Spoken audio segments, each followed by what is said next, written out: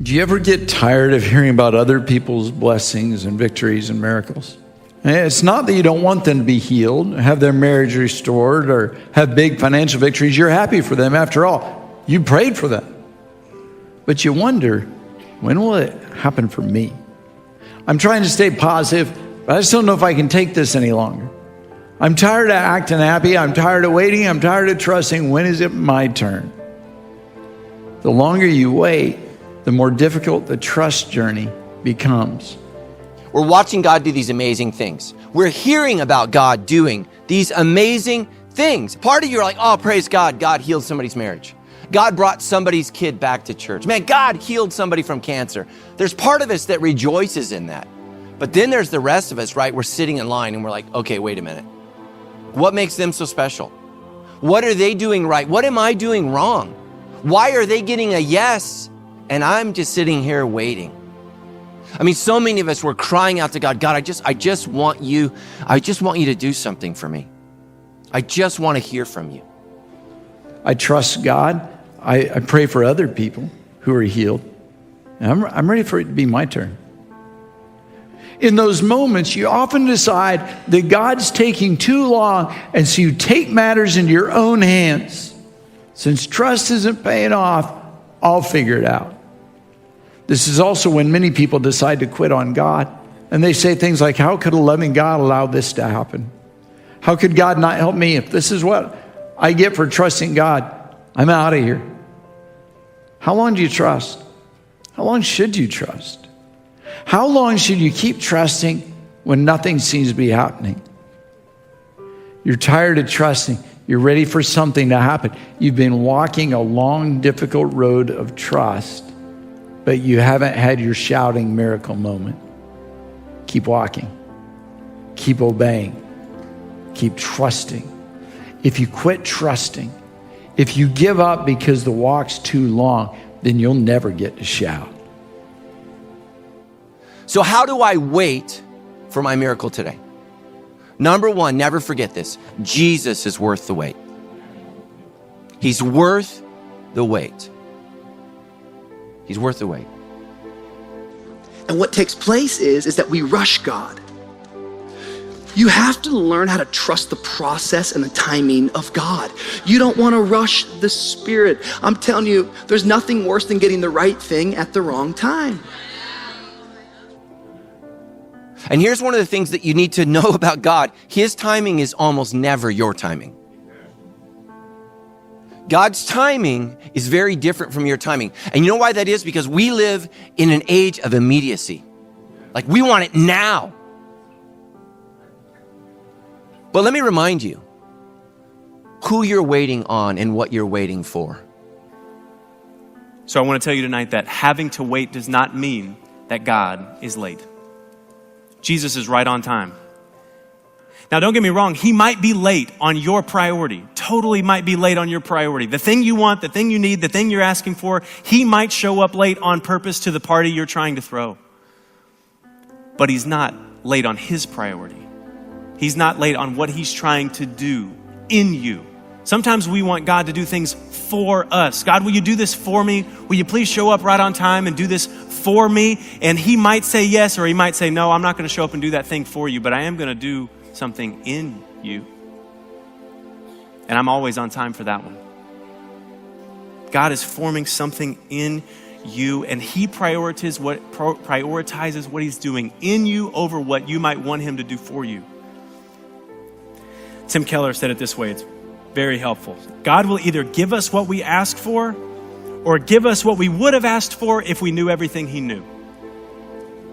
Stay focused on Jesus as you wait. Man, it is easy to focus on anything else. Why did she get married? Why did they get a promotion? Oh, don't we? We compare, don't we?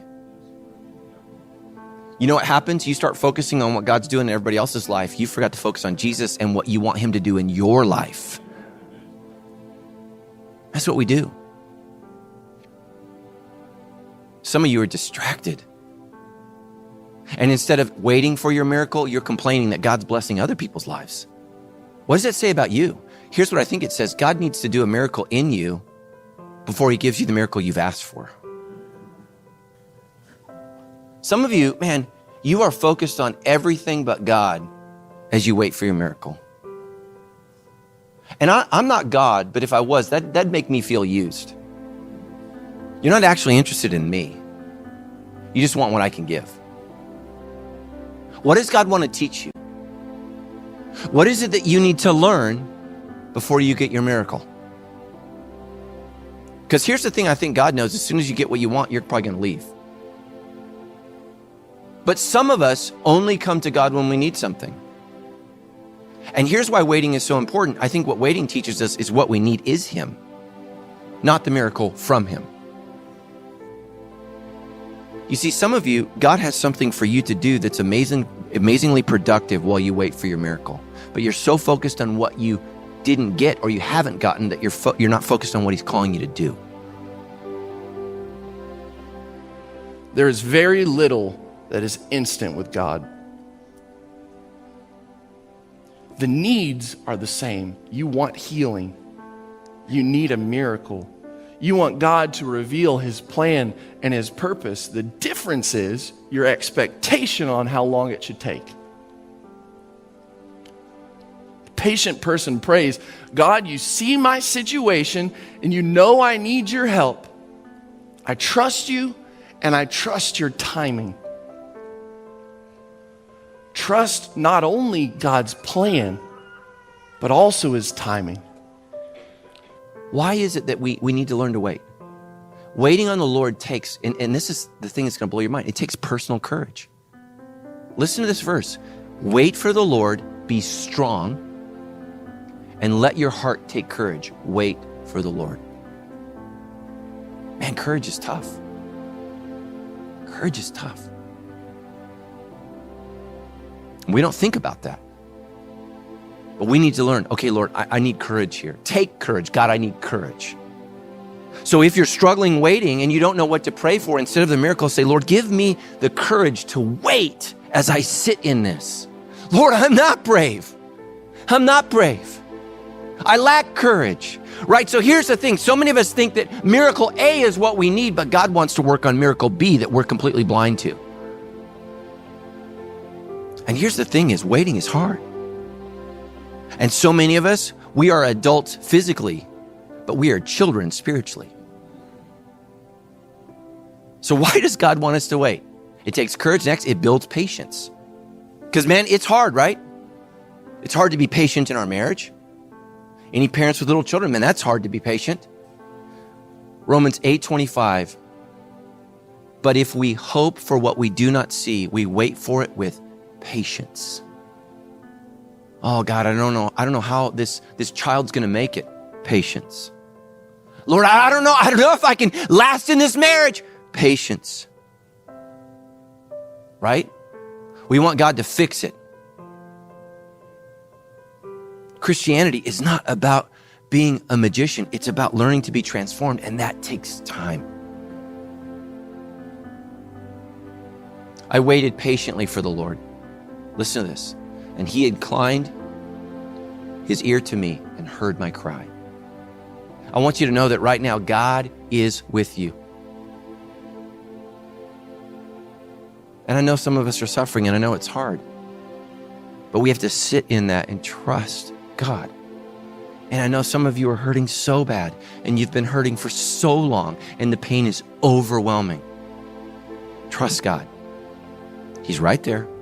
He hasn't left. Isaiah 40:31, but they who wait for the Lord shall renew their strength.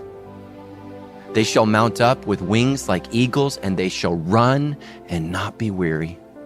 They shall walk and not be faint. Man, if you want to be great, you got to learn to wait. You got to learn to wait. And so I just want to encourage those of you who are suffering right now, hang in there. Hang in there. Some of you guys, you have God boxed in. You're going to heal me in this way and in this time and in this place. Would you just open your mind up and say, God, I don't know how you're going to heal me. I don't know how you're going to work a miracle. I don't know what you're going to do. Let me tell you something that's more important than physical healing. Spiritual touch from God. What are you waiting for? Some of you think a miracle. What you're waiting for is the miracle worker. That's what we're waiting for. And now, O Lord, what do I wait? Listen to this. My hope is in you. Man, waiting is hard, but it's so essential. It's so important for our spiritual development. That you would not just want a miracle, but that you would want the presence of the miracle worker.